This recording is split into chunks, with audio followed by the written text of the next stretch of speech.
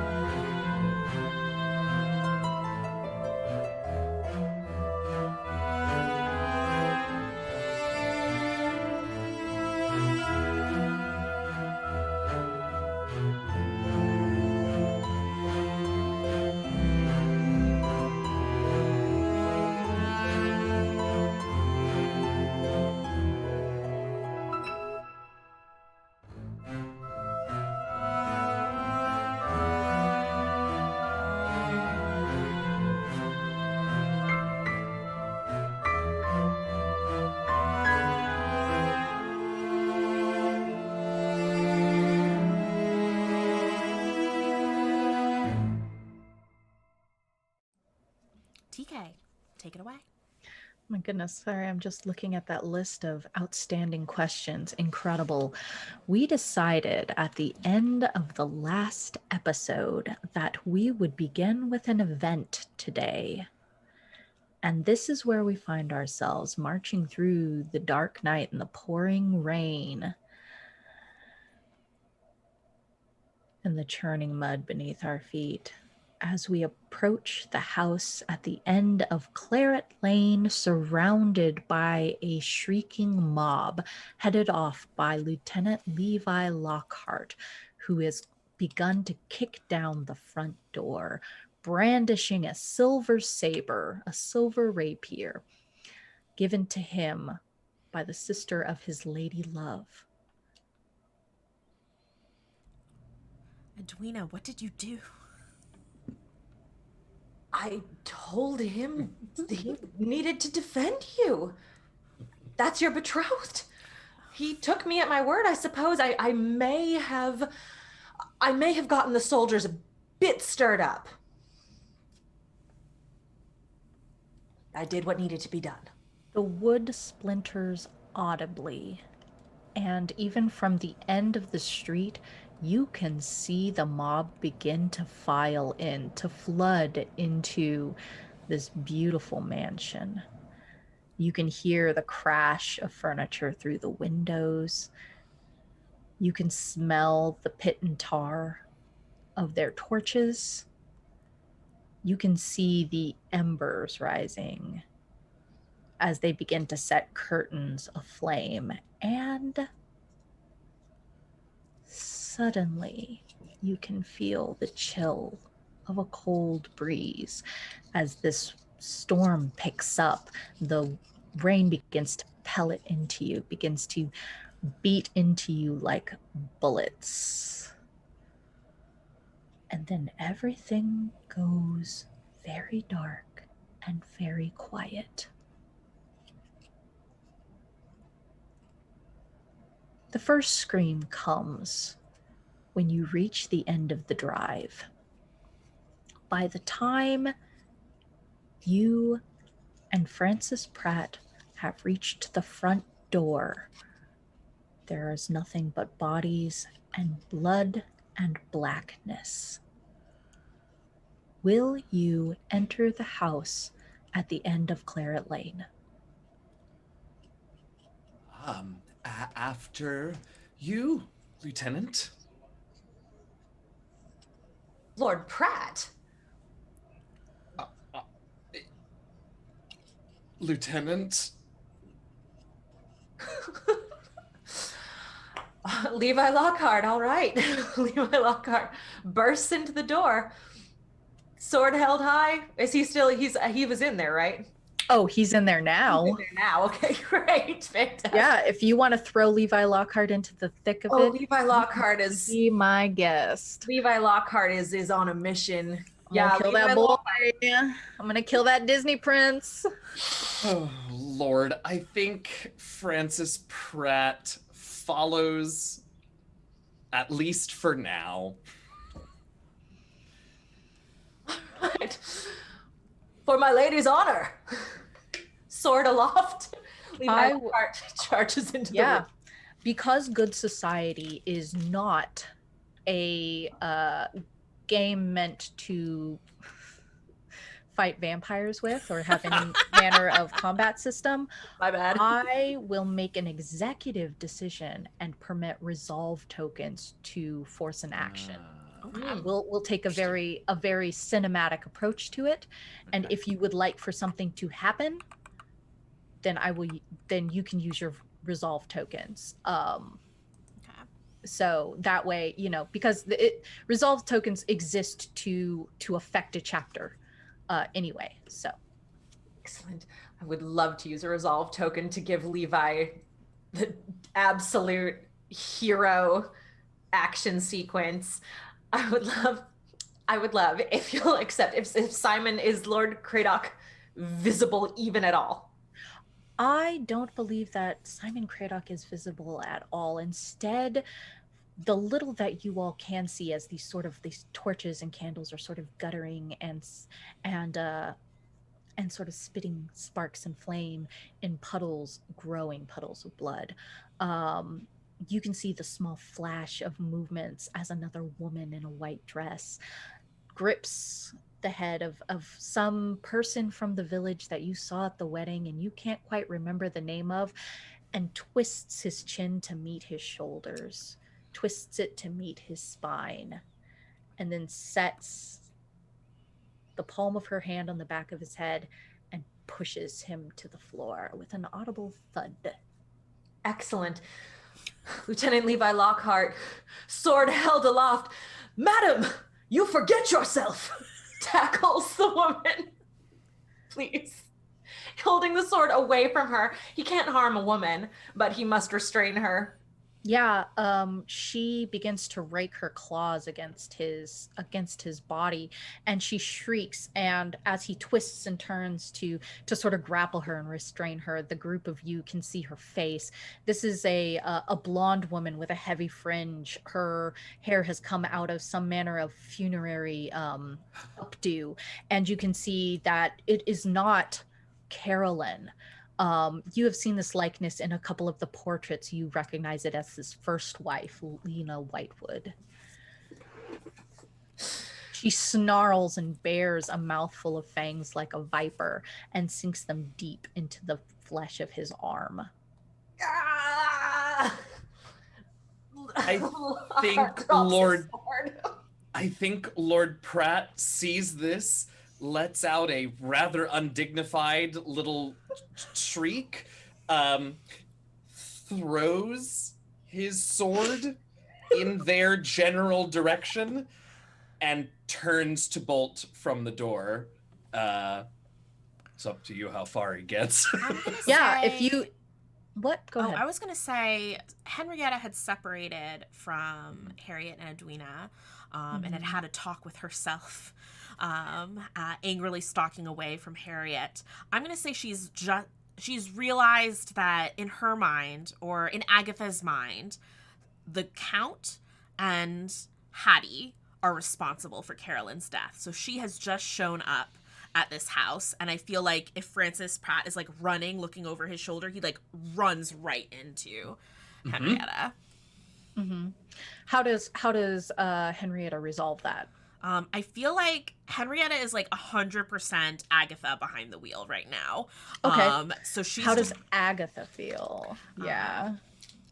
Excuse you, and like just shoves Francis Pratt into the door frame. I think that shocks him a little bit, not knowing that this is in fact Agatha and not Hetty. Just a familiar face, and that of, you know, his sort of paramour might be strong, but let's just say Edwina's sister, I think sort of shocks him back to himself a little bit, and he reaches down as if to grab his sword and like brandish it heroically, no! and of course comes away with nothing because the sword is on the floor inside. Absolutely. Where do you think that you're going? To find you and your sisters, my lady. The lieutenant is in. Have you seen Harriet? No, we were with the group that arrived before. Do you not know where is Edwina? I don't care. She's with Harriet, so if we can find Edwina, we can find Harriet. I can take care of my business. Have you seen the Count in this chaos? No, there has been no sign of that monster yet. Monster indeed. Well, we will need weapons to defeat him, and bodies, I suppose, to throw at him. You could help with either of those. There are weapons inside, so that's good. Silver? Yes, as a matter of fact, a gift of your sister, in fact. Okay, well then you will be collecting those. Yes, of course. You will tell Edwina of my role in all of this, won't you? Yeah, sure. Of course, yes. And I'm going to stalk into the middle of the foyer, and cross my arms and just observe the chaos around me. Yeah. Go ahead. No, you go ahead. Francis Pratt goes in, and like, well, I'm not sure what he sees. I guess we'll find out. But he's just gonna his sword can't possibly be that far from the door at this point, so he's just gonna with his foot sort of drag it closer and pick it up and look at it, sort of begin to offer it to Hetty, and then just hold on to it and sort of hold it in front of him. Yeah, absolutely. He uses the toe of like his sort of his like goat hide, like kid leather boot, and sort of like up into the guard of the rapier and like nudges it closer to him and just drags this trail of sort of blood across the hardwood. He picks it up and attempts to hand it to Hetty. Does she take it? Does Agatha take it? She puts her hand up in sort of like a stop motion and shakes her head. Lord Pratt, as he is offering the sword, realizes that it is the guard and the handle is just covered in blood, and he'll hold on to it, but just. What's happening to Levi right now? Yes, let's go back to Levi. So we have come out of the foyer, and let's move our camera in sort of a gliding motion down the dark of this hallway, where the group of you can hear Levi grunting with effort as he attempts to grapple this woman who has bared her fangs and bit down into the chunk of his bicep. Levi can feel the blood draining from his arm, and his hand is growing cold. His arm is going limp, and it thuds to his side with this woman still attached to it. She wrenches her mouth away, and much of his shirt and skin and flesh comes with it. What does Levi do? Okay. Dropped sword. Dead arm. Vampire lady on the arm. All right. Levi, in shock and pure adrenaline, will try to punch this vampire. Punches her? Yeah, punch her right in the face. If you spend a resolve token, you can do it successfully. Okay. How many of those do you have? I don't know. You have 2. Thank you. Well, so that's my question, because we have 2, but then our secondary characters also have their own pool. So do you Exactly. how do you want, is that okay? Okay, great. Yeah.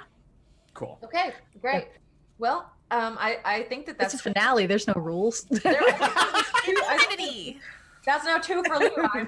He used one to jump on a vampire and try to get her to calm down. Yeah. Now he's getting her into fisticuffs. The other one to punch her in her stupid fang face. Yeah, he just like that pure, I was gonna say American, but like that pure like militaristic grit just comes across in a wide haymaker and smashes into her jaw.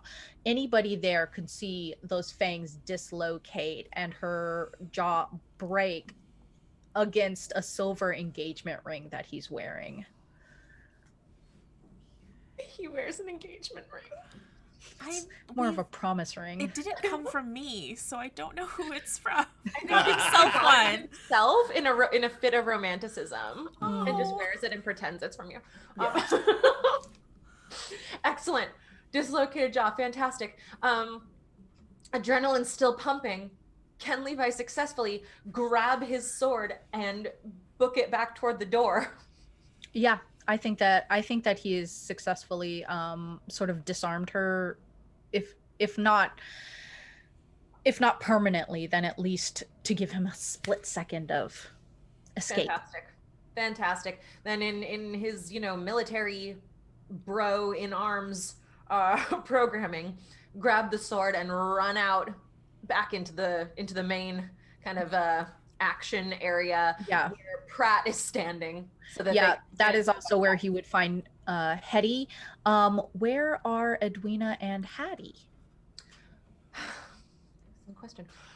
No, last we saw them, they had just seen Agatha storming away, making great threats of violence, and I believe Edwina had just kind of put the pieces together. Oh, okay. So let's see, where did we? So I think we were going to make our way toward the house behind everyone else, I believe. Yeah, I don't think we were that too terribly far behind our sister / Agatha.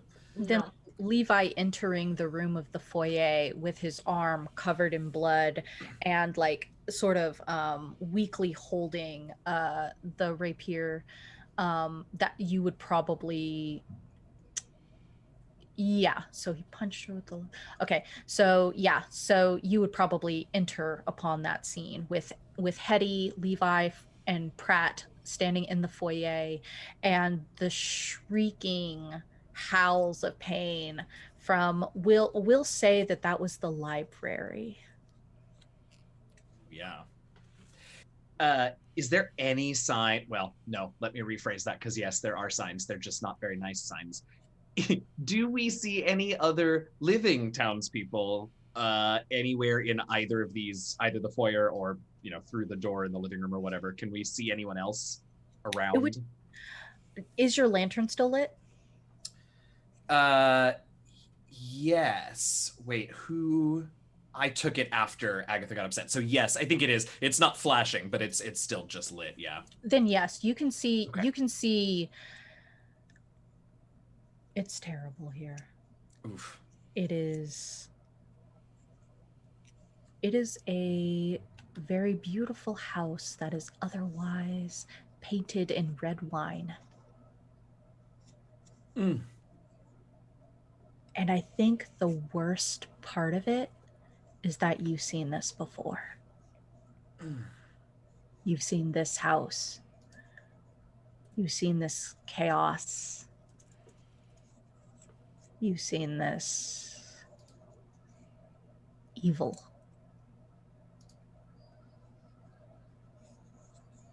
It almost takes you back. Almost.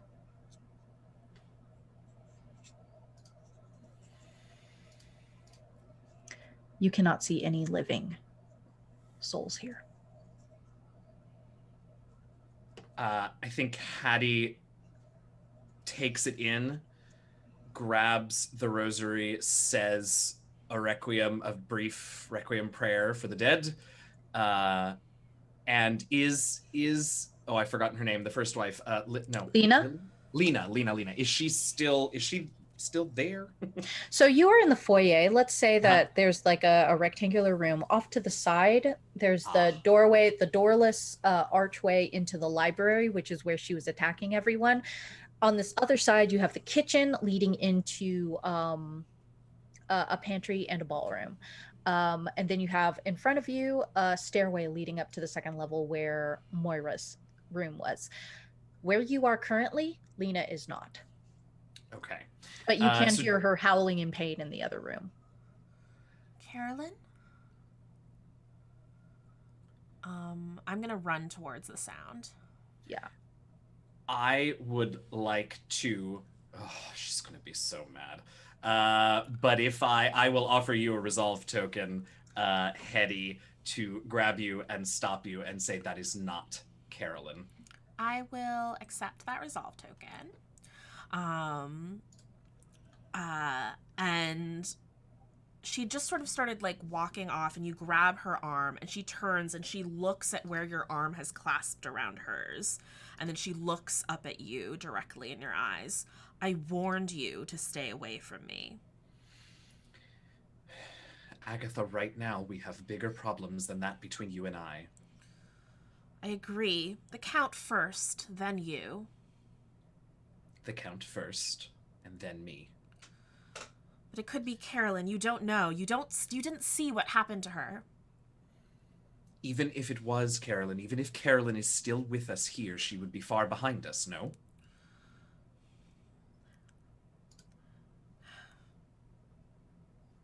Then the other one? The other one. Pratt, close the door. There's no door on the library. Well, Pratt, go stand over there and make sure she doesn't come out.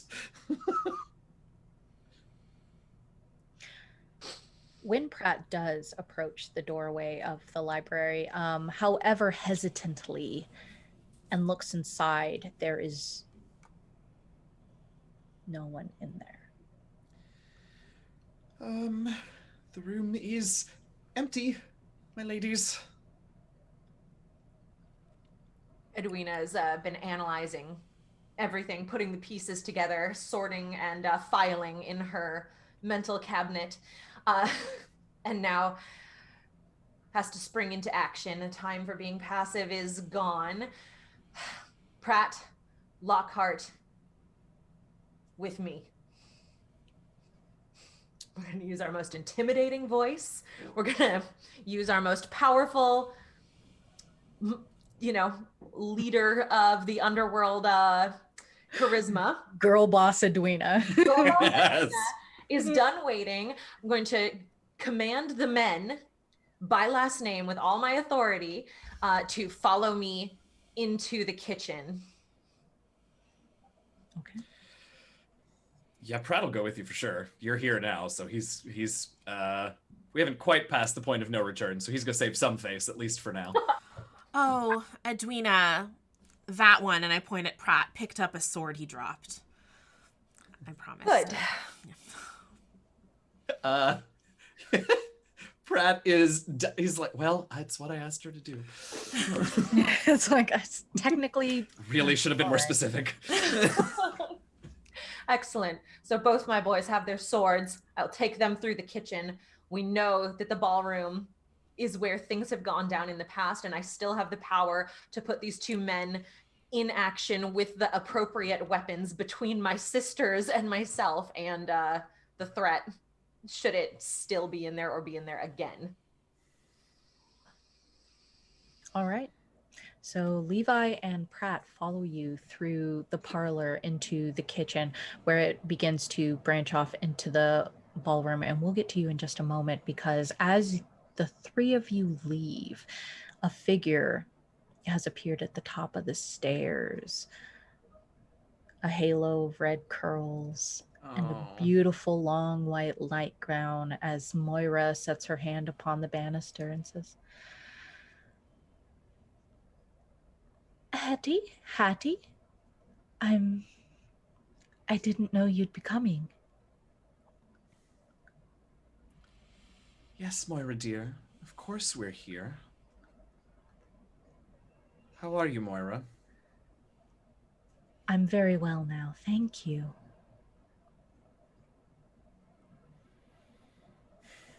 Will you say a prayer with me, Moira? She sort of like squares her shoulders and leans away from you. No, I don't believe I'll be doing that. Well, then perhaps I will say one for you. In nomine Patris et Filii et Spiritus Sancti extinguatur in te... Oh. Don't you want to know where the lord of the house is? Where is he? Edwina, just popping over to you real quick. The three of you enter the ballroom, coming off of the kitchen through this swinging door, a servant's entrance to the ballroom, and the place is deserted.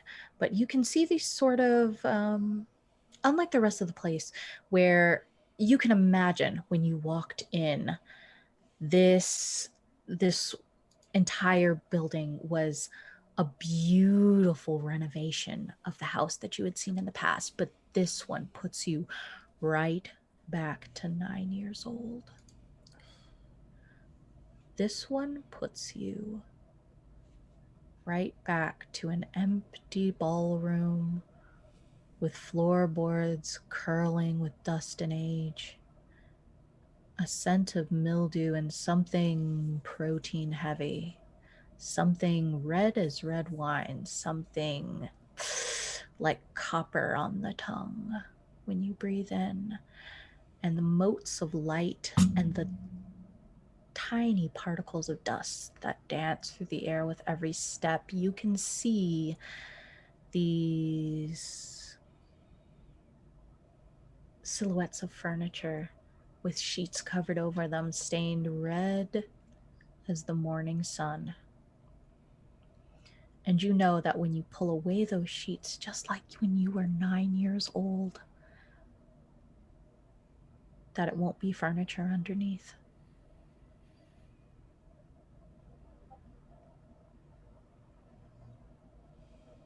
Is there anyone moving in the room? Is there movement at all? Not yet. Okay.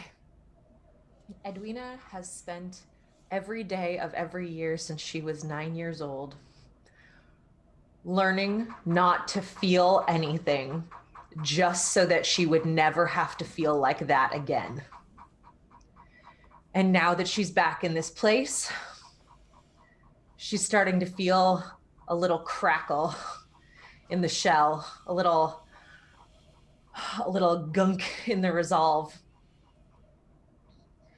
But she's come armed with two men who, as far as she's concerned, are sentient suits of armor with swords, there to do work for her.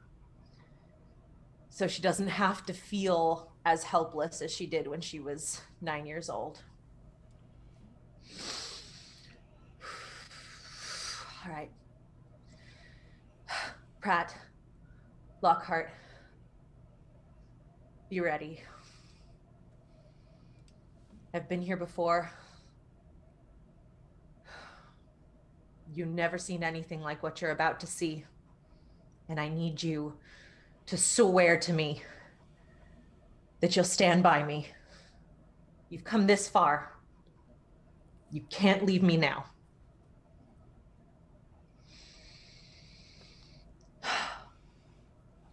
Levi nods solemnly. Pat actually stands a little taller. There was something different and honest and strong in a new way to Francis Pratt in that. And so he does. His sword hand settles a little, stills. His shoulders go back a little. His spine straightens. He'll stay with you. Now, when I say we're going to pull back the covers, just one. Mm-hmm. Edwina takes a deep, deep breath. She takes a deep, deep breath and stares at the two men, and over Lord Pratt's shoulder, she can see a sheet shift.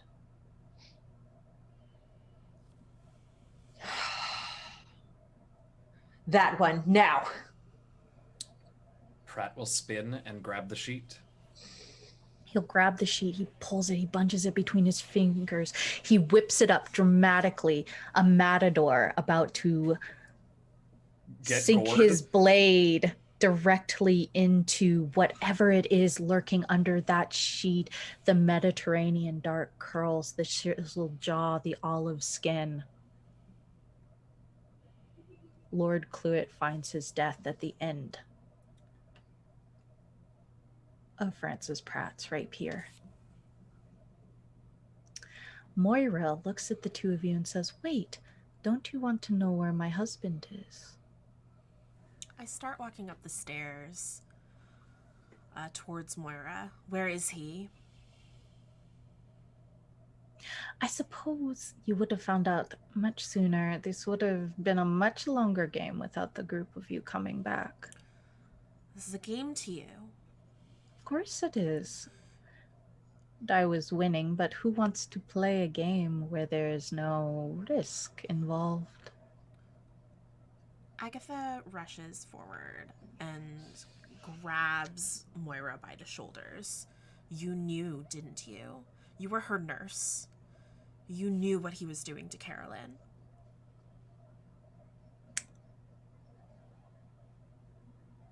When she puts her hands on Moira's shoulders, Moira smiles and she looks into your eyes, and you think for a moment that she sees you, Agatha.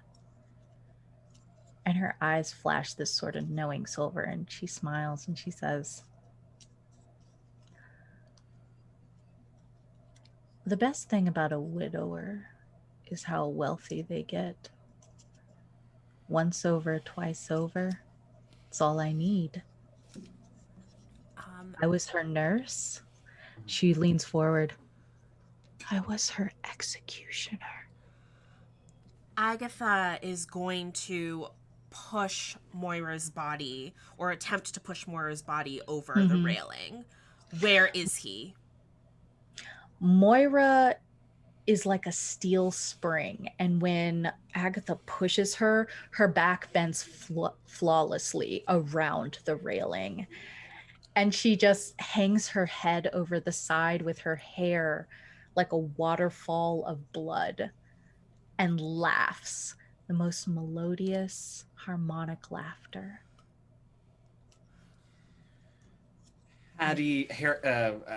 What's my name?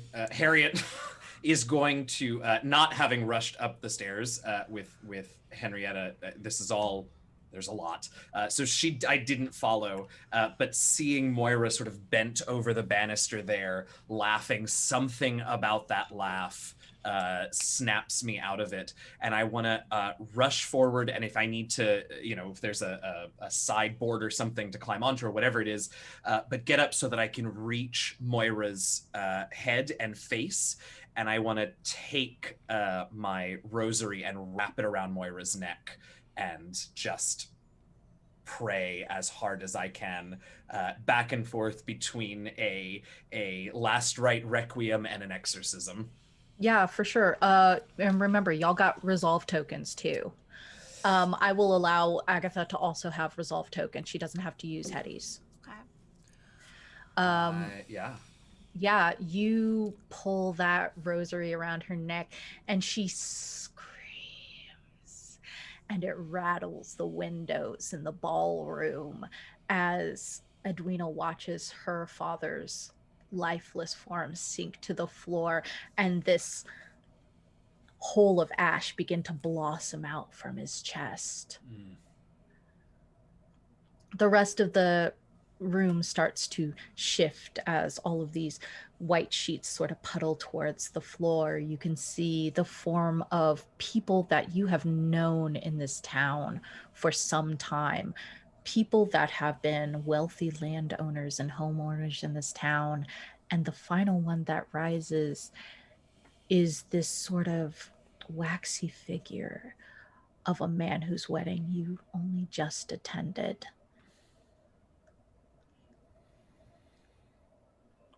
Whoops. Okay.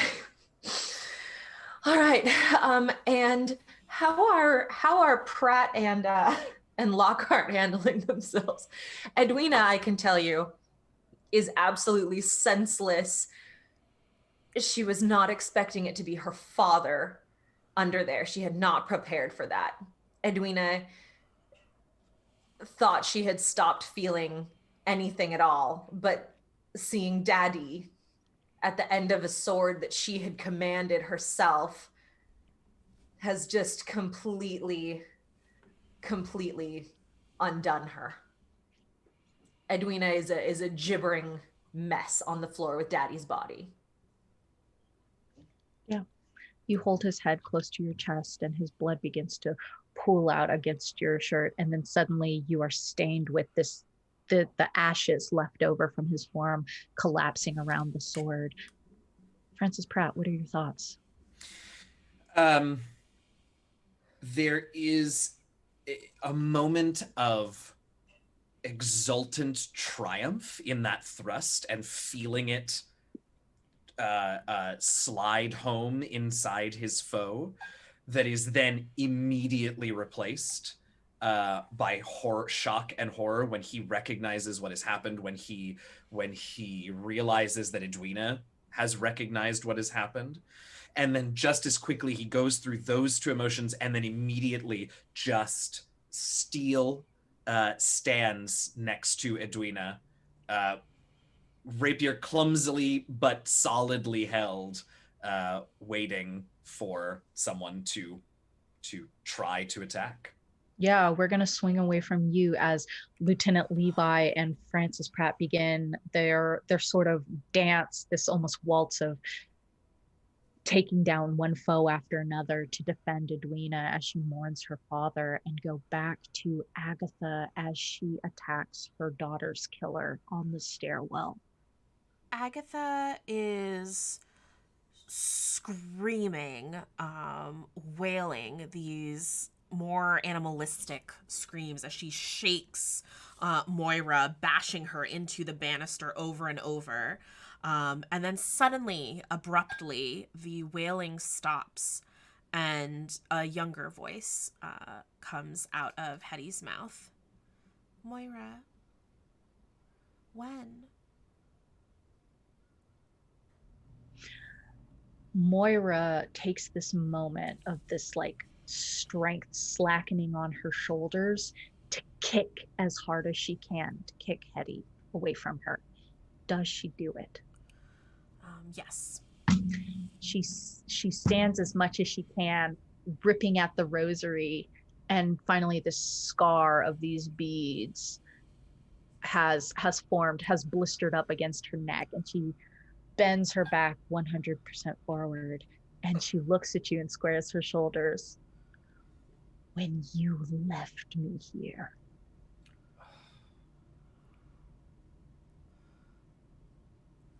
We didn't have a choice. After what we'd seen, after all those deaths. you didn't have a choice. I didn't have a choice, but I do now.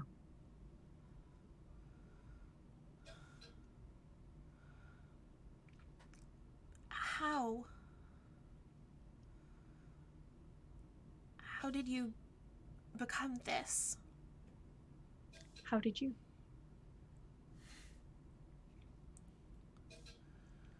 This house hides more than corpses.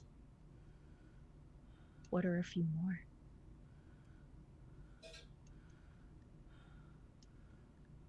Then you're not Moira.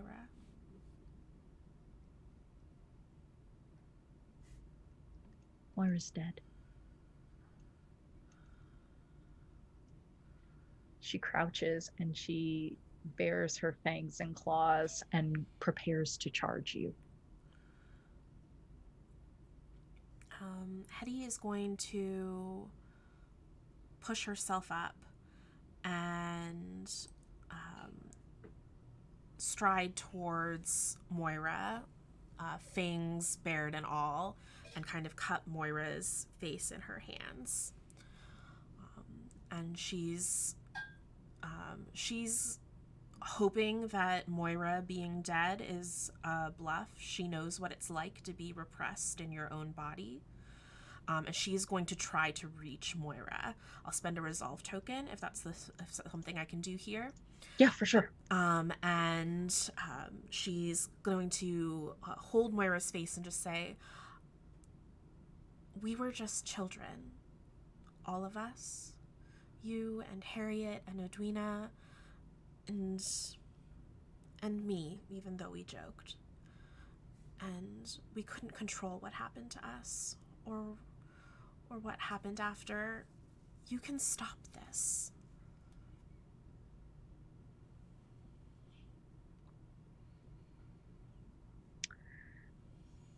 Yeah, so you spent your resolve token to try to reach Moira, and you can see these pinpricks of red at the corners of her eyes.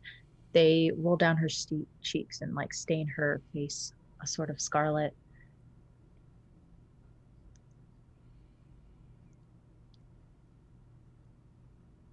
It's too late.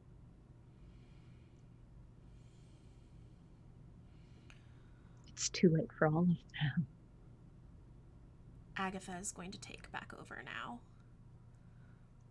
And Agatha, using surprise, pushes Moira off over the ledge of the banister. Moira spins through the air. Her body slams to the ground. She lays there for a moment and she begins to curl her nails against the wood floor and slowly get up, just a tangle of awkwardly angled limbs. She wrenches her head up away from the ground, and you can see her skin has cracked like a porcelain doll.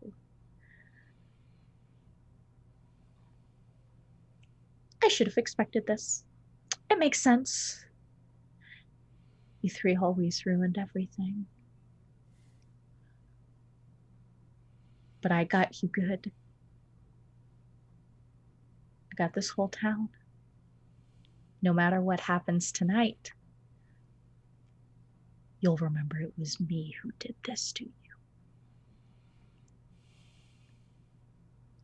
She digs her claws into the plaster of the wood and the plaster of the wall and begins to spider crawl her way away towards the ballroom.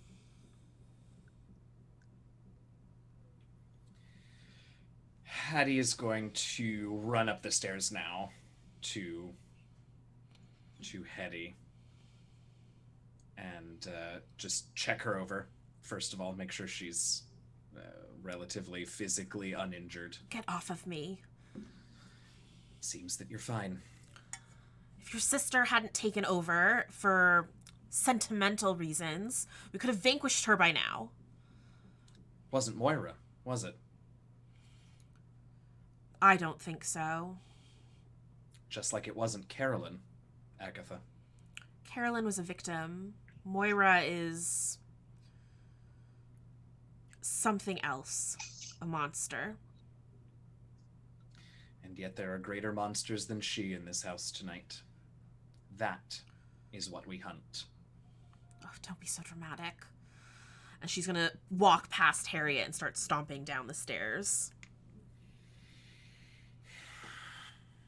Where do you go from here? Oh, sorry. Please go. No, it was not. No, go ahead. I'm ready.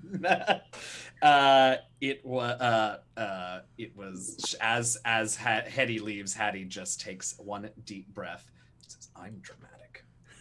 You've been possessing a 23-year-old girl," just mumbling and grumbling as she goes down the stairs.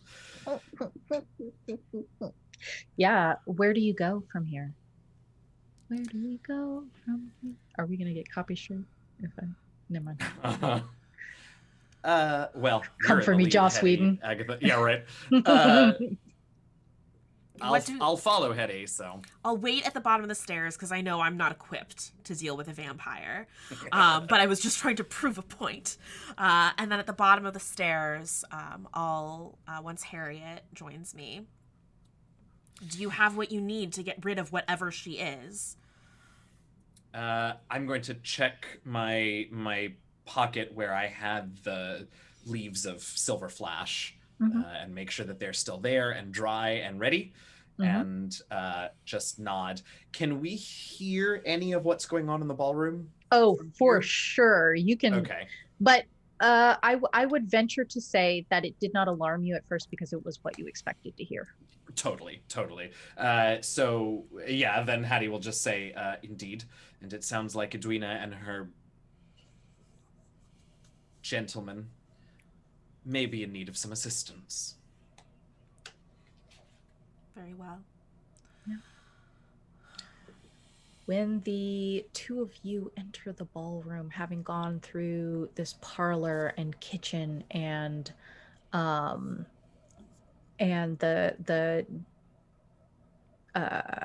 sort of servant's entrance to the ballroom, you can see Edwina in this crumpled heap of tears, of shoulder-racking sobs, and cradling a corpse. You can see two men covered in their own wounds that are sort of fearlessly fending off the last of this sort of scattered amount of bodies upon the floor. But you can also see this sort of like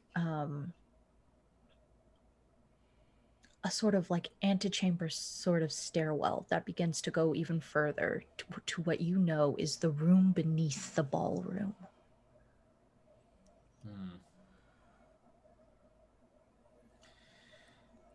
If we see... Go yeah. ahead. No, please. The door to that antechamber and stairs has been ripped off its hinges.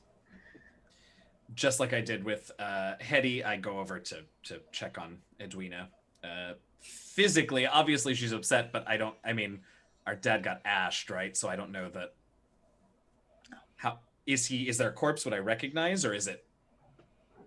No, I don't think. I think you would see charred remains. Okay, so not realizing that there is definitely an emotional aspect, very sort of businesslike, over to Edwina to check out, check for wounds, check for bites.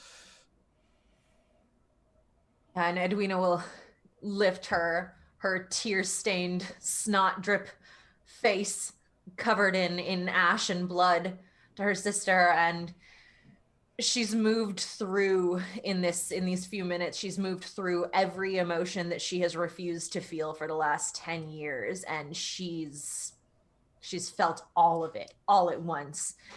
And she's angry now. She's gone through all the rest and now she's pissed. She's furious with the situation. She's furious that she's been put in this position again and that it's even worse this time. It's more personal. She's furious that she thought she could handle it, but she couldn't, and she's embarrassed to have been upset. She's angry with herself for being emotional.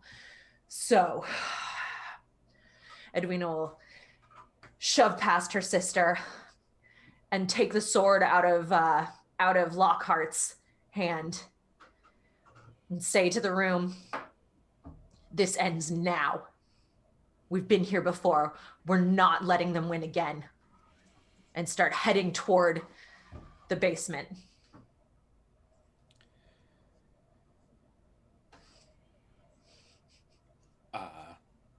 Well, shit.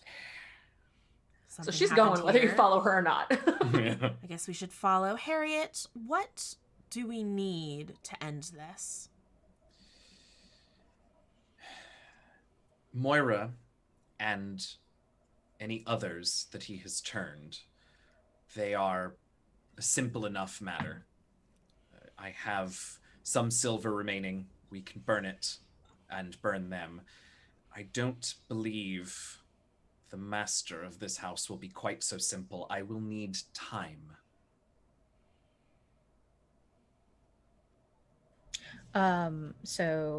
Chaperone mask off, just to make it clear, Moira has implied that she's the master.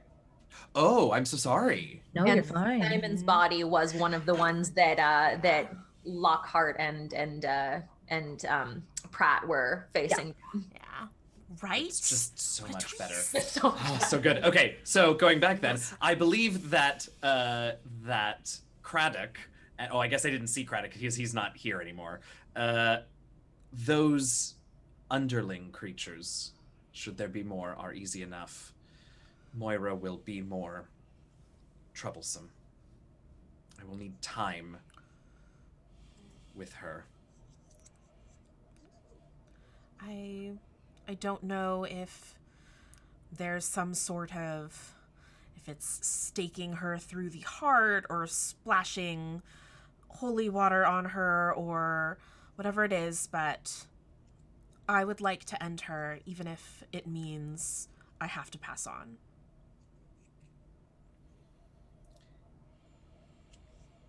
Hattie will take out her Bible flask of alcoholic holy water and pass that to Hetty, to Agatha, and say, it will be all of us. A stake, the water of the Lord, and the words of the Lord together can destroy that monster that has destroyed so much for all of us. Hetty takes the silver flask, and you kind of hear and smell it burn her flesh a little bit. Hattie tries to take it back because she realizes her mistake.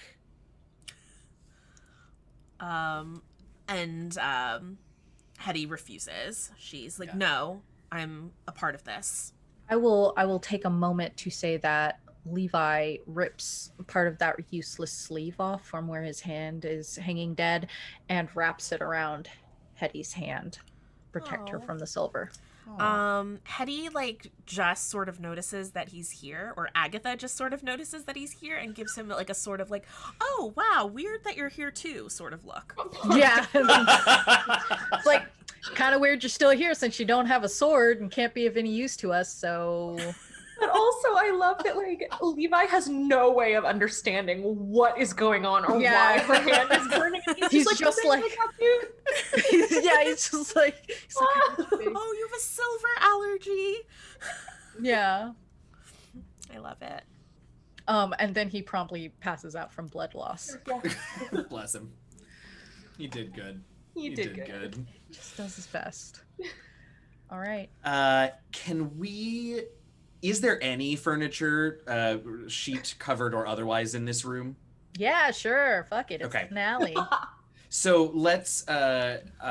So I'm gonna direct Pratt to go over and take one of the chairs and break the legs off of it. Presumably So- wouldn't I mean, he's good, but I don't know about a metal chair breaking. So while we are thinking about pre-basement, it is the hour mark. Do we want to get into reputation, rumor and scandal, epistolary, or would we rather? Oh, sorry. Go ahead. Oh no, sorry, I didn't let you finish your sentence. I was going to say, or would we rather do 2 chapters in a row and use those other things as sort of an epilogue? Yeah, that's kind of what I had in mind. All right. Unless someone was like dying to do something. It's I like- just like the drama of like a cliffhanger, like we're gonna take a little break and come back to it, but like I only would want it for the drama. So Yeah. It's like, That okay, we're tracks. going down to the basement to kill a vampire, but first let me update my live journal. And Edwina's like off to the side, like live tweeting it. Live from the house at the end of Claret Lane. bitch. Yes. It is amazing.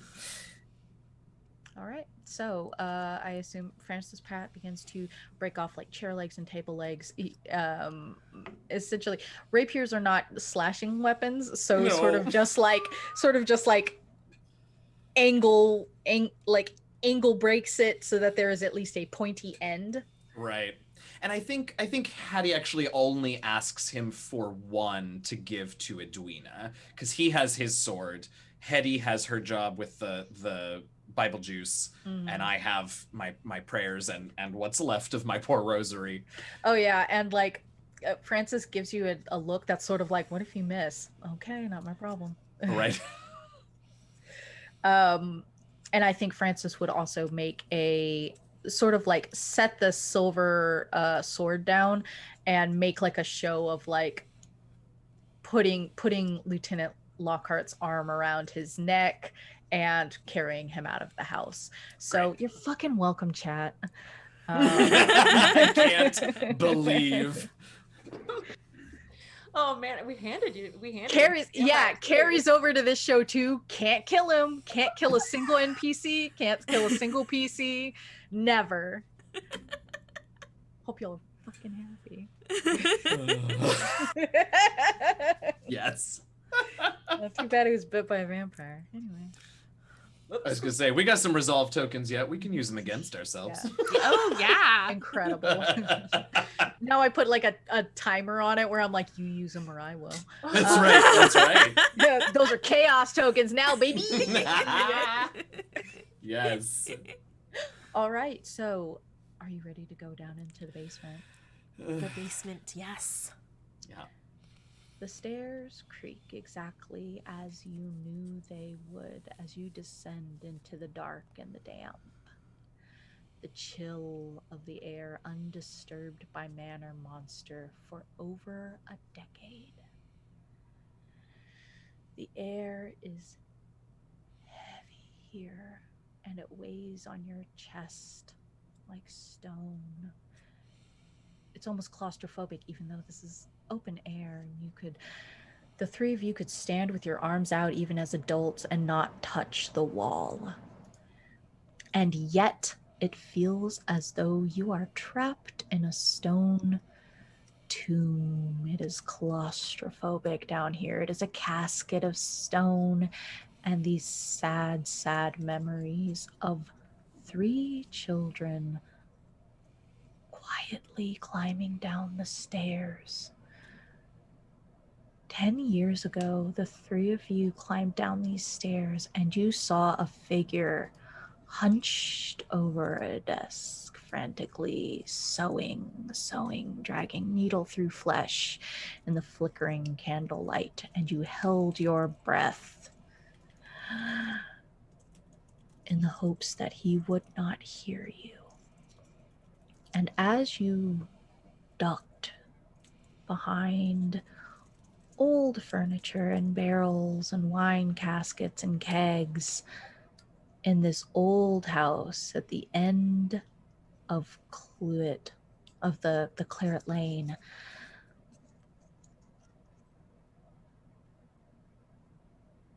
You could hear the scuffle of a shoe as Moira tried to join you. But there are no men in the basement.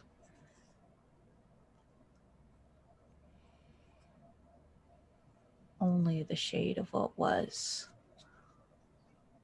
Only the ever-present whisper of 100 victims that you could not save.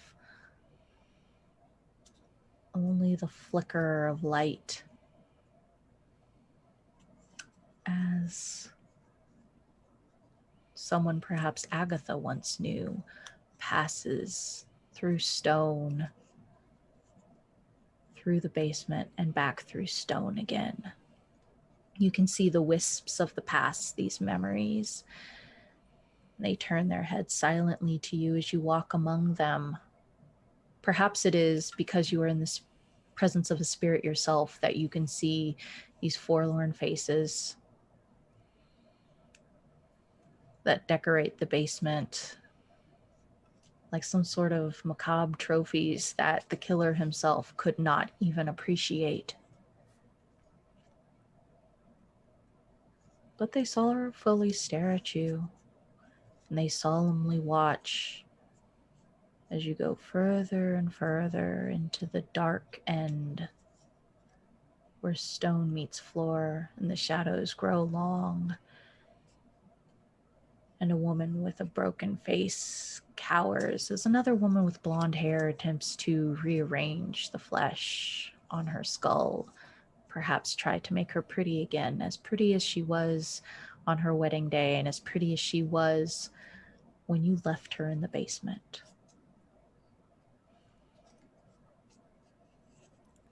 100 eyes watch. Well, don't look at me with envy. As you can tell, there's no escaping here. I'm back. There is a cacophony, a symphony of whispers. How could you come back? How could you forget us? How could you? Why didn't you help us? Why didn't you? Why didn't you? She's back. She's back. What do you think she's here for? What is she? Her daughter. Her daughter. You would have done the same. You would have run. You would have done the same had you been there. You were there. And you could, if you could have, you would have escaped too. Got there first. She got there first. It doesn't matter. It doesn't matter. We could have got the sisters, but she wouldn't let us. She wouldn't let us.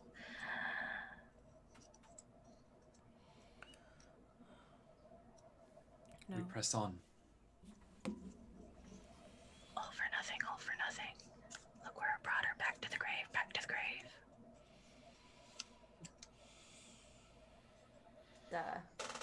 Deaf to the whispers of the spirits. She has eyes only for Moira.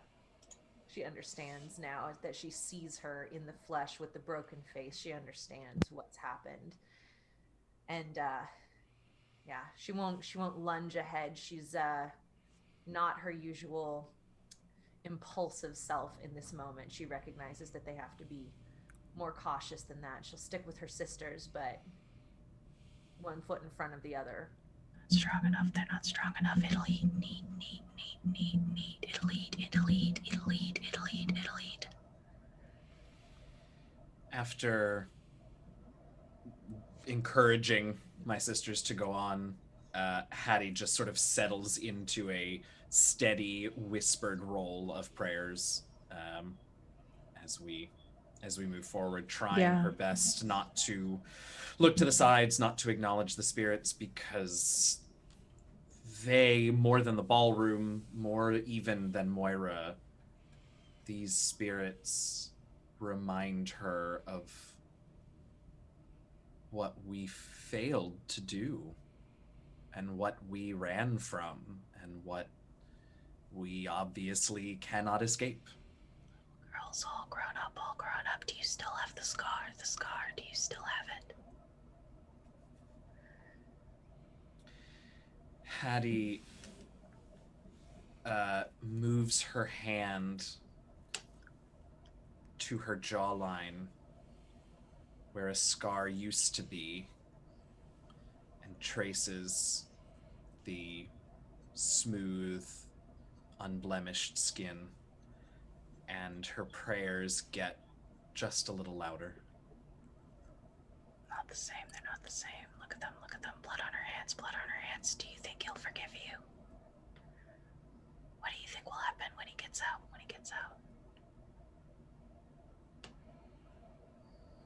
Lifts her sword in front of her, still focused on Moira. How far is Moira from us now as we're walking toward her? I'd say she's probably about 30 feet. But the steps get slower and the shadows grow longer and her eyes pierce the night. These yellow cat's eyes. And you can see the flash of white teeth as a smile stretches her face. Come to die, Cluett Sisters.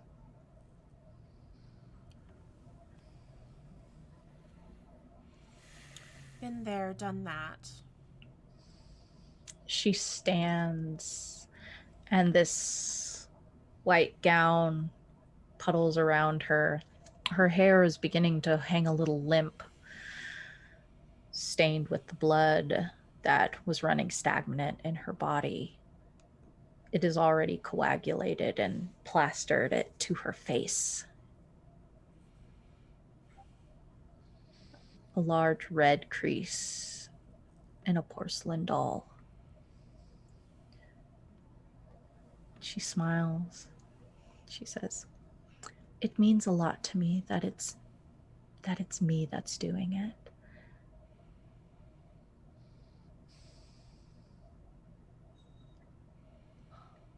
And when you're dead, it's only the beginning. Then we can eat and eat and eat." Her jaw hangs wide. It stretches down the length of her neck, and she tilts her head and bites into the side of Lena's neck, rips a chunk and swallows it. Lena wordlessly collapses to the ground. Many, Moira. How many have you ended, sullied, ruined? She drags her fingers through the smear of blood on her face and savors it.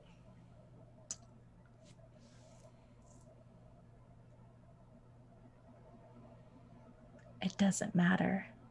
Soon it'll be all of them. Oh, but it does, Moira. You should know better than any of us. Well, glance at Hetty and Agatha, almost any of us.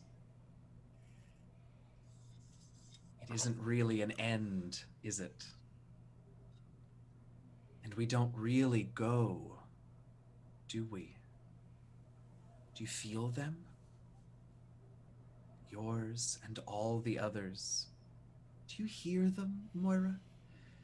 Do they call to you as they do to us? Moira, you can see her eyes sort of fearfully dart around the room for a moment and then looks back. Shadows. That's all they are. As you will soon be. She flexes her hands and begins to crouch as though preparing to pounce. Front with the sword. Yeah, and I'll just again yell to my sisters, just give me time. And in the front with the sword, Edwina, who cannot stand crimes of fashion, declares, "You know chins aren't worn that low, my dear." And takes a running strike with the sword at Moira's jaw, at her face, at her mouth. Mm-hmm. All right, so how would you like that to resolve? Well, would you like to be that easy? Well, No, of course not. Oh, it won't be. I got y'all for like 45 more minutes. Oh yeah, I certainly want it to succeed. I would love to offer that Edwina makes it close with the sword in a very dramatic and glamorous swoop, and that Moira is just supernaturally way faster and manages to knock her sword out of her hand and knock her to the side. I will counter with Edwina rushes forward, sprints forward with this sword, and is ready to impale Moira. And Moira, having ripped that chunk out of Lena's throat, faster than you can see, lifts up Lena's body and places it where the sword wants to meet a mark, and merely nimbly steps to the side as the rapier and Lena's body are both impaled into the stone wall. She looks at you and cups your cheek, smearing a spot of blood against your chin. Sweetie, did you think this would be easy? Agatha? Agatha is frozen in place. She was very brave upstairs, but back in this prison where she had been for so long with so many others, she, in her head, just tells that little voice that she's so used to sharing this body with that, like, I can't move. She took Carolyn away from me, but I can't move, not here. And that little voice says, it's okay. You're not alone here. And she turns around to the presences she feels in this room, and she says, you said that if I let you have me, then my sisters would be okay. So take the wheel. And ghosts start running through Henrietta's body, each one taking a step forward for her, helping Agatha in this act as her hands burning, uncorks this silver flask of water and lunges forward to splash it at Moira. Yeah, 100%. These ghosts are strengthening you. They are unfocused, but it's their rage that sort of like fuels Agatha forward and makes her not notice the burn of silver against her palm. It sort of propels her step by step in the direction of Moira. And I would say, Harriet, as a skilled exorcist, you can see this stream of bodies and the way that they can sort of be utilized into a sort of propelling mechanism. You watch this stream of like wisps and shades enter and exit and push your sister's body forward like a ship, like a battering ram, splashing a stream of this holy water across the face of the woman cupping her sister's cheek. And you hear this and see the steam roll off of her flesh as it melts like wax. Hattie, seeing these spirits begin to take this sort of form, she knows that her, I wouldn't call it a bluff, but her guess was more on the money than she had dared hoped. And so she takes the crucifix from the broken rosary and she holds it forward and she calls out, but not to Moira, rather to the spirits around that have just helped her sister. And she yells, "Spiriti, recent dead, ancient dead, angry dead, help me now to end this evil." And she takes the sort of jagged edge of where the crucifix was attached to the rosary and cuts down her jawline where earlier she felt the missing scar.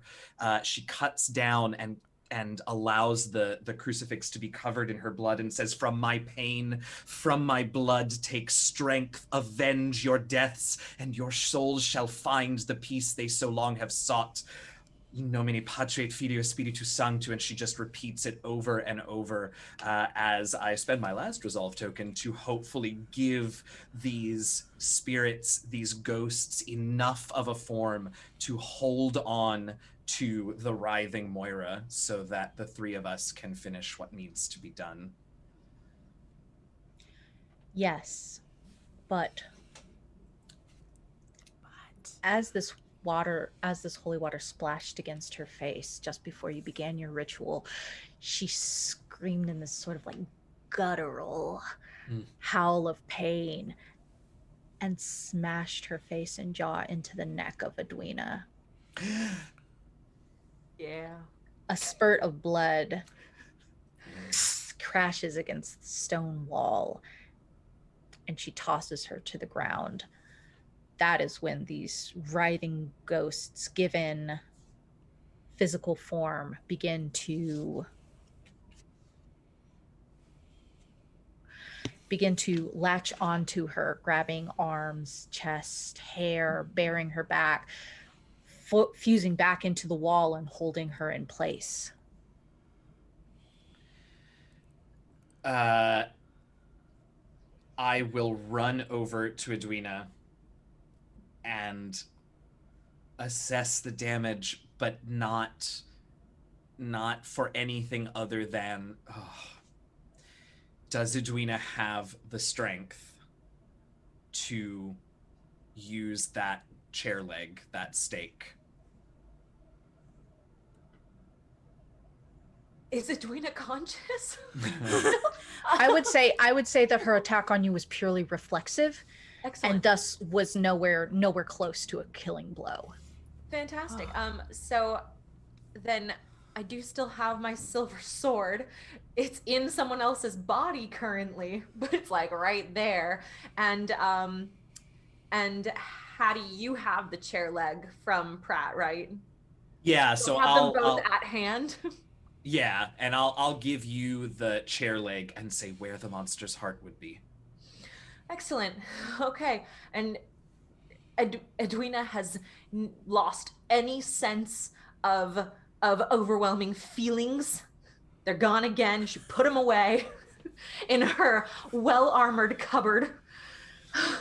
And Edwina is up on her feet, and she has that stake in hand, and she will take a running, unladylike, primal scream jump at Moira and aim for the heart.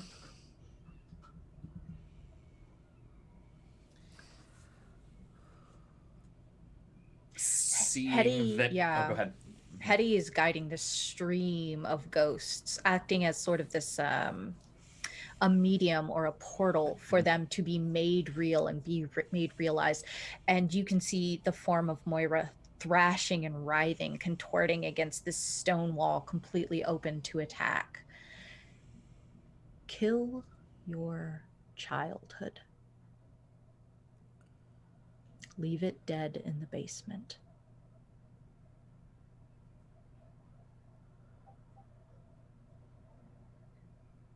She was your best friend. Leave her where she died.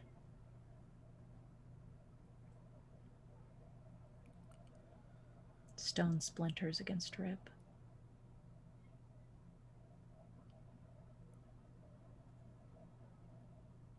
Blood splatters against your dress. Only her scream remains.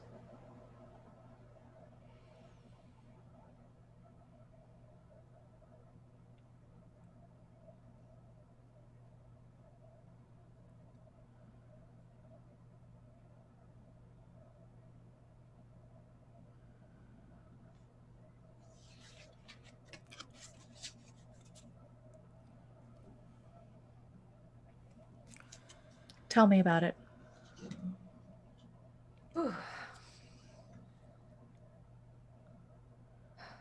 Well, Edwina has now had the blood and ash of 2 loved ones from when she still felt any feelings at all on her hands and on her body in very short succession. And it's more than she has prepared herself to experience. So she's turned it all off. She's crying, she's laughing. She doesn't feel anything. She just stands there. Henrietta goes over to the ashes or whatever remains are left and leans down and whispers, and it's Henrietta's voice.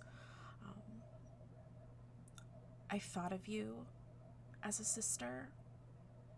I thought they'd protect you too. I'm so sorry. Even Henrietta can feel the weight of hands, ethereal, upon her shoulders, and a warm touch. Agatha can hear her voice. She can hear Carolyn.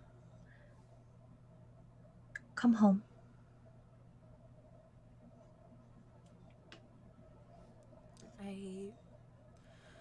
Agatha's voice, or the older, deeper voice, takes over. I don't know if I remember how.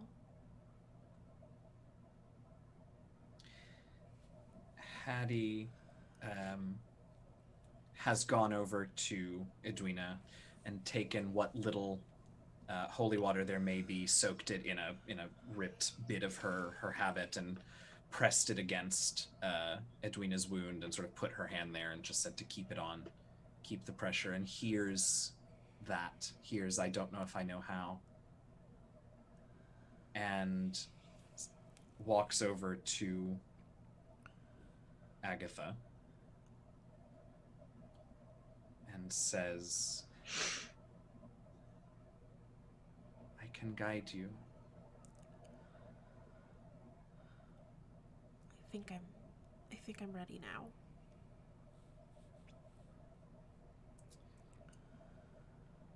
And if I may, amid the blood and ash and memories,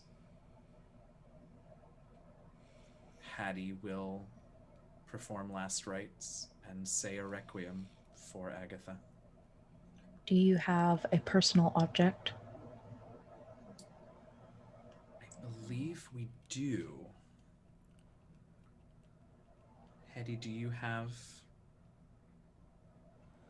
the locket? I think, so for folks confused in chat or listening to this later, in session 0, Harriet acquired a locket from Agatha.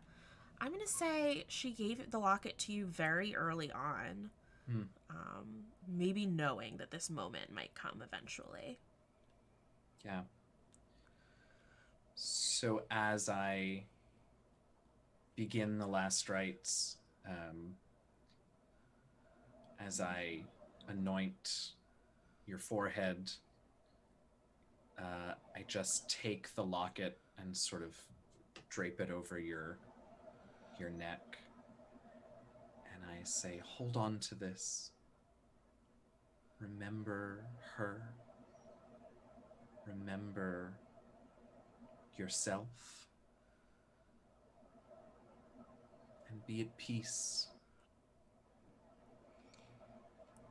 Agatha opens the locket, and inside is a little picture of a younger Agatha holding a baby.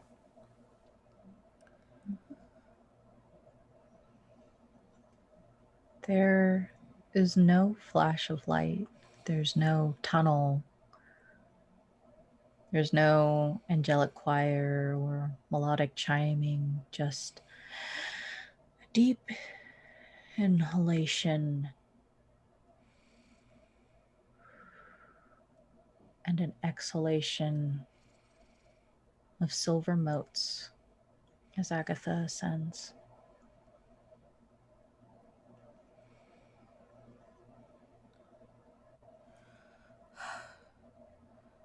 Sisters?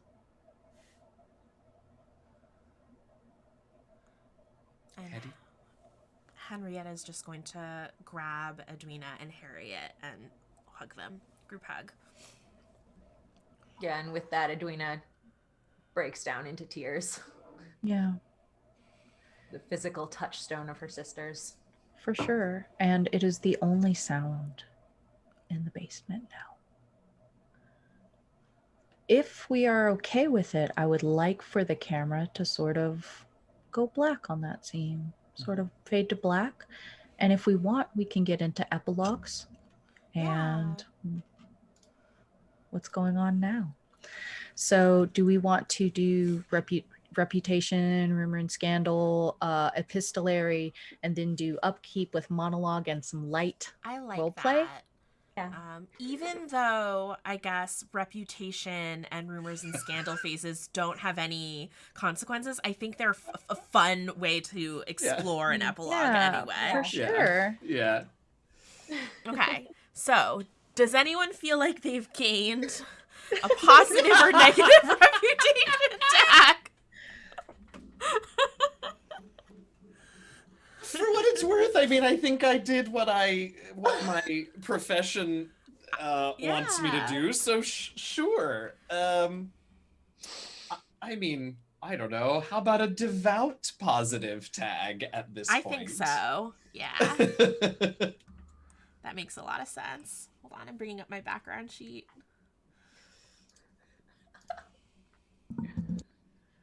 Just an FYI, some people are asking in chat, and maybe you will have questions about it when this comes out on YouTube, about this symbol that I put up on a card. Let's talk about that briefly. Yeah, it is a safety symbol. Basically a card that is silently asking my players if they're okay.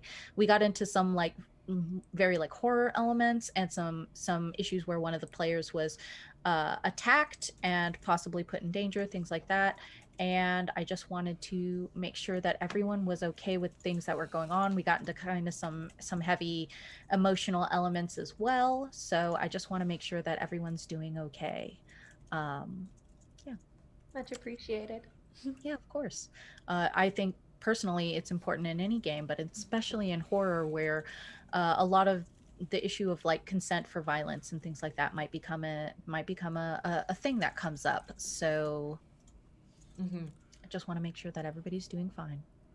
And we all appreciate TK. Thank you for that. Thank you. So I think I actually gained negative reputation. There's something really freeing about doing the epilogue this way, I have to say. Yeah.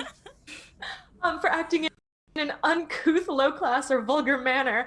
I straight up ran at another woman with a sword, and then grabbed a corpse, and then also like covered in blood. And I looked straight up a mess. Jabbed my childhood bestie through the chest with a broken chair. So a little vulgar. Will be the talk of the town, and whoever's left of the town. Right. Scandalized. All 6 of them.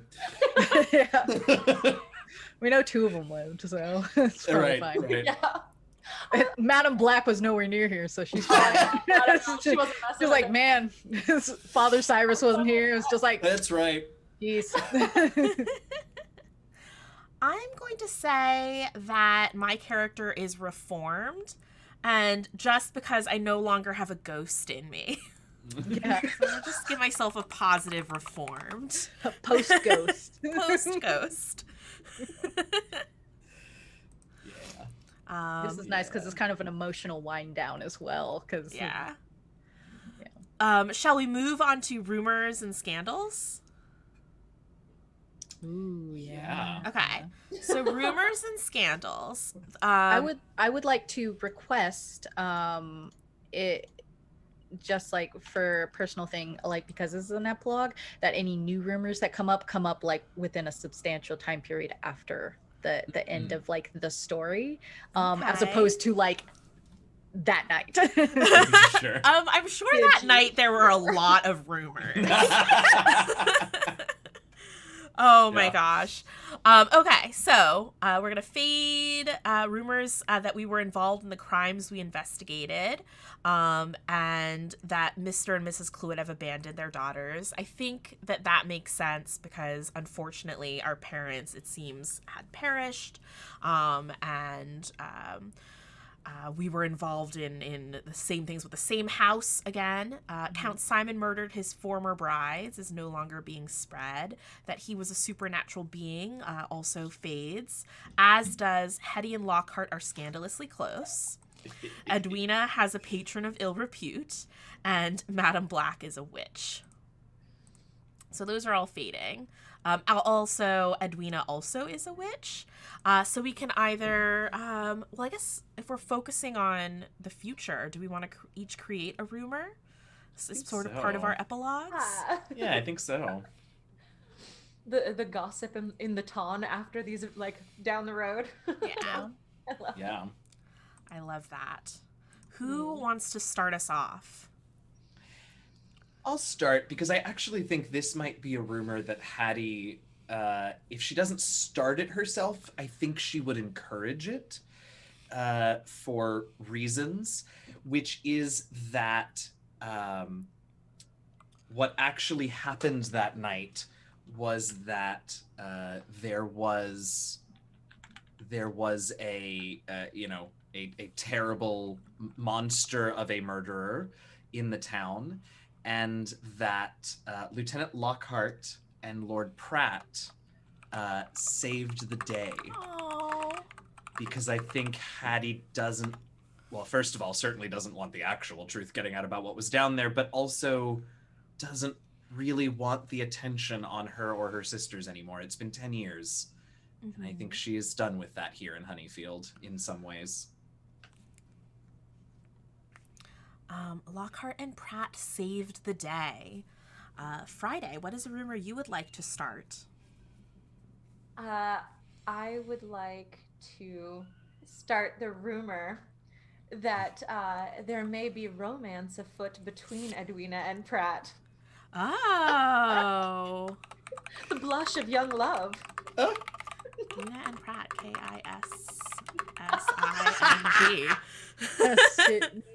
Everything.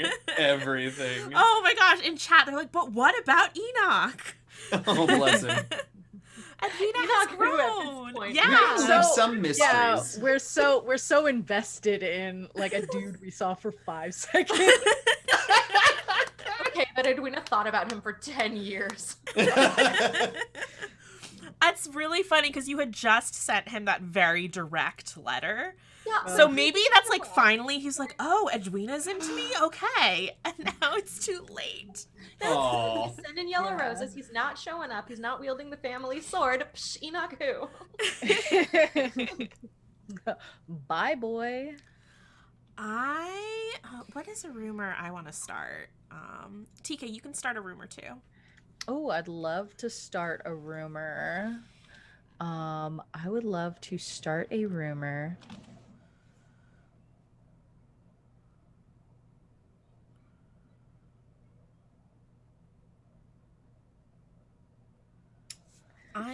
While you're thinking. Oh, you've got one? No.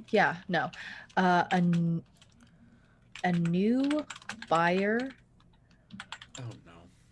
for the house at the end of Cluett Lane is coming to town. No. No! I should have gone first. I was going to turn it into like a cursed park. Ooh, yeah, good idea. No, But Why? now I like yours better. I like both of yours. them. Like they're both like it's a what's gonna happen next? It never ends. I can't think of one. I'm gonna spread the one that Lockhart and Pratt saved the day Yeah. because I'm just Dude, very I happy cannot for them. believe that Lockhart survived. I can't either. I feel like, and I So also mad. wonder if he and Hetty do end up getting married or not. Aw. I hope Do so. they? I think they do. I feel like for someone who's been repressed for 10 years by a ghost taking over their body, Lockhart would be the sweetest, most understanding person. Yeah. I Like, hope they Totally. have 50 white doves at their wedding. Yeah. Aw. I think they do. I honestly, I kind of hope that they elope. And that they spend like 1 week on the Mediterranean visiting her father's Yes. like family and stuff like that, and they like fall in love on a boat and they come back and they keep like a little bowl of oranges in the foyer or something like that, Aw. and he gives her pedicures. Yes, he does. Yes, he does. Keep her I that love one. that. He's so sweet. He's like a little Disney prince, and she'll be like, you know, I have to be honest with you, I was possessed for 10 years. And he'll just like cup her face, and it's just like, you've always been perfect. And she'll just Yeah. like, You possessed my heart is what you did. Oh. Okay, I added to boy. our rumors and scandals. Hetty and Lockhart love live it. happily ever after. yeah. Aw. I adore this. Okay. We did rumors and scandals. So now it's the epistolary phase, letter writing, and then there's also monologues, which we can sort of combo if you have some, because like letters are a little bit like monologues. But this is basically each of us getting to request an epilogue from someone, or each of our characters can do a sort of little epilogue. Let us know what they're doing down the road. Friday's got something. Look at her. I really Friday, please go. I want to request a letter to Edwina from Enoch. Yes. Because it is Monster. funnier now, it will be my dearest Miss Cluett.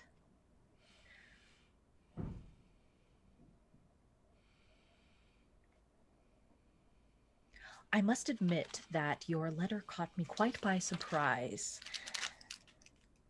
I have long been an admirer of your sister. However, I view you quite the breath of fresh air. Your audacity and ambition would make us quite the match. Please indicate whether you consider courtship to be favorable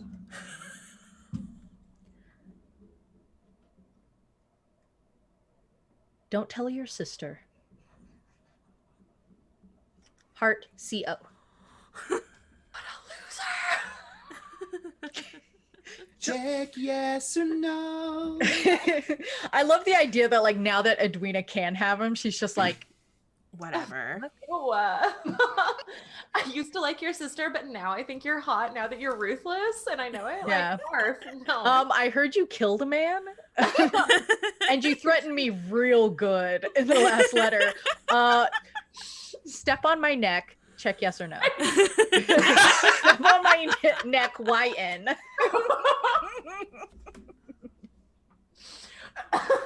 Oh my gosh.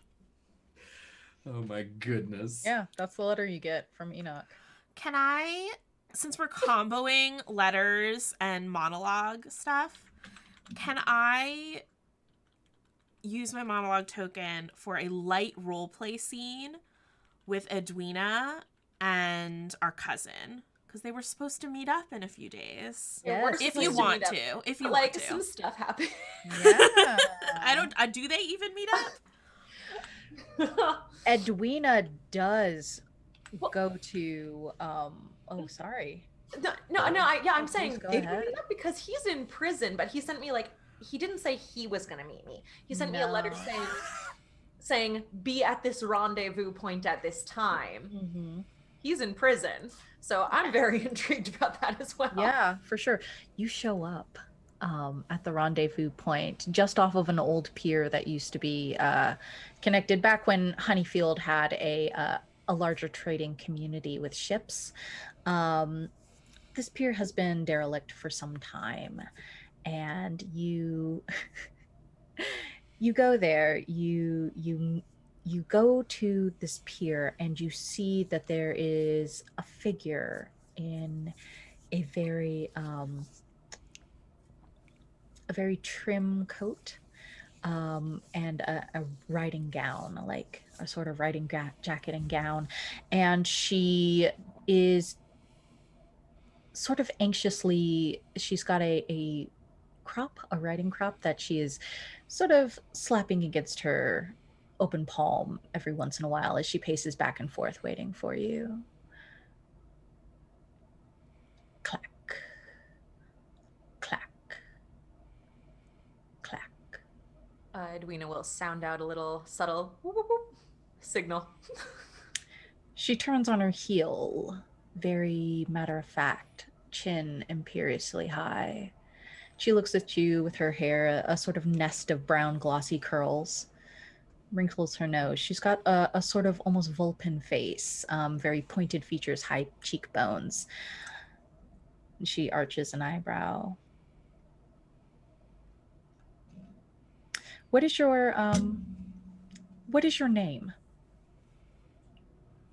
I'm not asking in character, I'm asking as the chaperone. What is your name in the exchange? My name is Saffron in the exchange. Saffron. Codename Saffron. Yeah. She sort of arches an eyebrow. Saffron?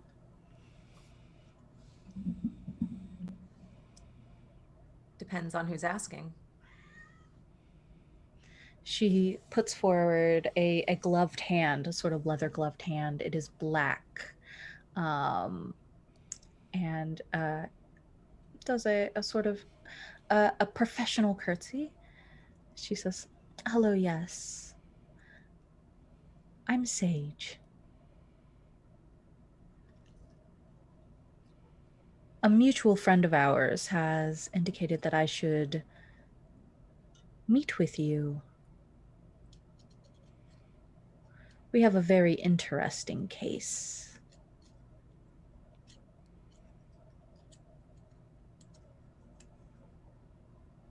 Would you like to hear it, or are you too busy with the family now? Never too busy with family for business. Tell me. Competitors in France. We need some... A visit must be paid. I see. Have we spoken with the European headquarters? Oh no, it seems that they have a benefactor. So it is up to us to arrange a little dinner party. I see. Are you free? I am indeed. I'll contact the Colombians. Excellent. She slaps the riding crop against her hand one more time and turns on her heel, disappears into the mist. Mysterious. Excellent. Yes. Well, I guess I won't be sticking around for a family reunion. So. I have a letter from Father Cyrus, but this is probably going to be like a year in the future or so. So I don't know if Harriet has anything or if I should just go ahead. Yeah, I think Harriet's letter is a few days later, when we are all the three of us are making preparations to do whatever it is we're going to do next, go wherever it is we're going to go, presumably not all together. And Harriet has all of her bags packed. She has like her singular bag packed, and is sitting and writes a letter to the one last letter to the Convent of the Weeping Rose. Mother Superior, enclosed you will find my rosary, Bible, and stole. I regret to inform you that I will not be returning to the Convent of the Weeping Rose. Events here at home took a rather unexpected turn, and my path leads me astray from that of the Lord. You have taught me well over the years, Aunt. You would have been proud. But now I must have a faith all my own. A faith that despite the teachings, despite the dogma, despite the beliefs, and despite all evidence to the contrary, there is a cure. One close to me has been infected. She doesn't seem aware, and the transformation is slow, slower than most. I must have faith that there is a reason for this, that it is to buy me time to seek out that which the Church has long said does not exist. I expect no reply. I await no assistance. I know that my path diverges from yours now.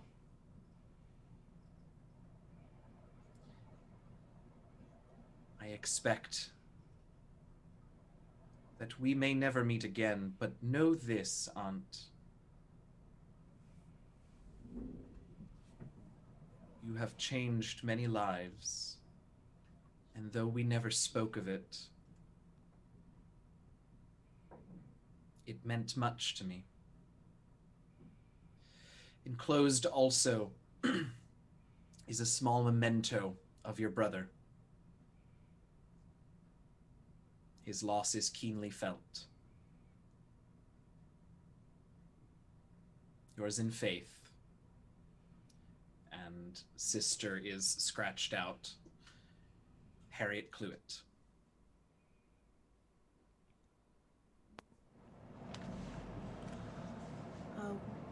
In a year, maybe a few months past that, Harriet, you receive a letter. It's originally addressed to the Convent of the Weeping Rose, but it is covered in all sorts of different stamps. It has been forwarded from address to address, following its way to you. Miss Harriet Cluett, it's been a year since what happened in Honeyfield, and I am forever changed, knowing what darkness exists in this world. I've been talking to other confidants that I can trust in this town of subjects of this nature. Madame Black, of whom you are familiar. We've seen signs of this darkness spreading. We need you to come back. Let me know how we can connect. The world needs this. And it is signed from Father Cyrus Lightholder.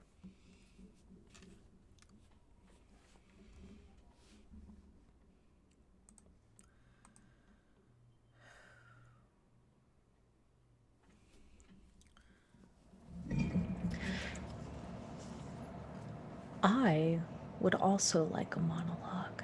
Yeah. Please. I would like a monologue from Hattie. Oh. Or not Hattie, Hetty. No. Sorry. No, that's better. It is 6 months after your wedding Oh. that you finally get to, you get to visit. What country is your father from? Oh, goodness, I hadn't thought so much about that. I've now forgotten every country in the world. Now, no, that's So, how world building goes. He's from That's a how writing goes. Mediterranean one. You know, one of those. Truly. You know, a truly. Mediterranean one. A Italian, second one. Mediterranean. Mediterranean? Mediterranean. Yeah, perhaps he is Italian. Okay, yes, Italy. Yeah. It is 6 months after your wedding, and you have finally been able to get your manor into a state where you can leave and visit your family's ancestral home in Italy. Your husband is ever present, but today you were able to slip away from him in the market and find a small dress shop that sells these beautiful gossamer gowns. You are perusing the baskets and fruit wares of various sort of shops and stalls. You can see small girls running on the pier with their hair in braids tied in ribbons atop their heads like little crowns. You can see them trying to sell flowers for pocket change. And that is when you see this sort of flash of color. Not quite a halo of red out of the corner of your eye. When you turn your head to look, get a better look. No. Some other woman on the pier. Not Moira. And yet, when Lieutenant Lockhart puts his arm around you and begins to guide you back to the small hostel you were staying, you cannot ignore this chill. Even as the bells ring for mass, you find yourself pulling the shutters closed, but your eyes catch every person who walks down the street. Every person who walks down the street.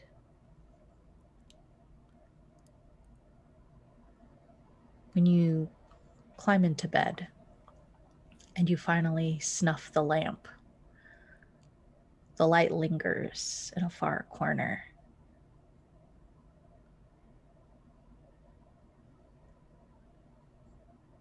Silver sideburns, a scar on the face.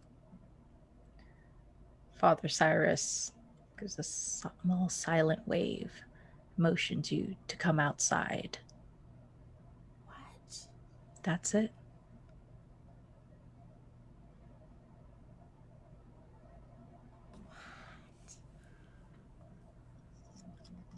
That's it. Oh my gosh, That's all I got for you. Ooh, yay! I'm so like happy and energized by telling this story with everybody, even as traumatic as it was. But also, I'm so sad this is the finale and that it's over. I think that it is safe to assume that this is merely a branch. I will say, if folks really enjoyed this story, please make sure you let us know. In the chat right now or tweet at us after. Let us feel the love, and maybe that will encourage us to try to put together a continuation of the story in some way. I think we left many little threads that we can follow. Oh my gosh. So, for the last time, until next time, shall we do some outros? We shall start with TK. Hey, it's me. I'm TK. I write spooky stories on the internet. If you like spooky stories, you can read them at my website, tkjwrites.com, or you can follow me on Twitter. It was a total blast to do this story. I hope that I get to tell more stories in the sort of Cluett universe that we are steadily creating. Who knows? We'll see. Sorry, everyone is being really sweet and gifting subs in the chat Totally. right now. Yeah. So Thank you so my much for face the is gift like subs. Thank you all breaking so from very smiling. much. Thank you. Oh my Yes, god. thank you all. Yeah. Friday. Cluniverse. Yeah. That's Cluniverse. That's I'm great. for it. That's cute. I feel like it rings about as clean as like MCU or whatever other people are doing. The Cluniverse. I like it. Cluniverse. Love it. Hi, thank you again. I'm Friday, Elliott. This is my first actual play, like live stream campaign ever, and I could not be more grateful to have been invited to play this incredible game with this incredible group of people. This has been, I don't want to be extra, JK, but this has been literally the most fun I've ever had in my entire life. So thank you for, for joining us and making this a thing that we can do. You can find me online professionally at Friday Afternoon Tea here on Twitch, or at Friday Tea on all of my my social channels, or me, myself, the human, at Friday Elliott. That's 2 L's, 2 T's. I also have just started delving into blogging on death and the human relationship with mortality. So if you want to follow my exploration of that, if you're here, you probably like spooky shit. So you can find that over on my personal blog at fridayelliott.com. And that's all for me. Thank you. Eugenio. Hey everybody, I'm Eugenio. I'm DM Jazzy Hands. Thank you all so much. I generally love spooky shit, but I have a hard time when I'm playing a tabletop game keeping it spooky. And Tika, you are, first of all, a wonder and amazing.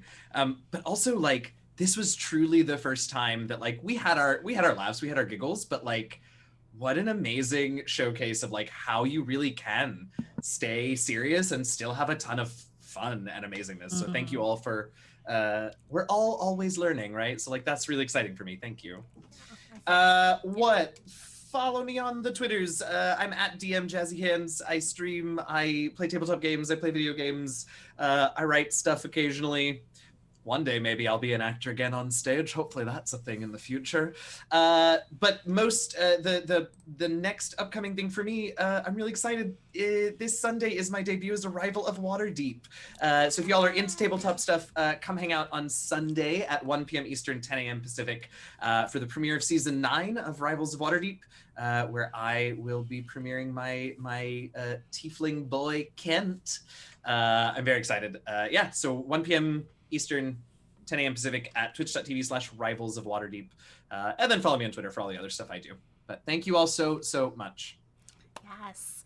And I am Lysa Penrose. You can follow me on Twitter, Twitch, and Instagram at Lysa Penrose. And I also see folks in chat talking about the Session Zero. So you can listen to the Session Zero as a podcast exclusively on patreon.com/beholdher. You get to hear so many other secrets that we had planned and kind of see how we executed those plans at the beginning, which I think is pretty cool to listen to the Session Zero after. So if you liked this production and want more shows like this, or you want to support my podcast, Behold Her, which is all about badass femmes in tabletop RPGs, or just my work in general, which I would really appreciate, please go support the Patreon and check out that Session Zero right away. Aside from that, I mean, Haunting of Good Society is now over, so I guess I have some plotting to do for whatever I'm producing next.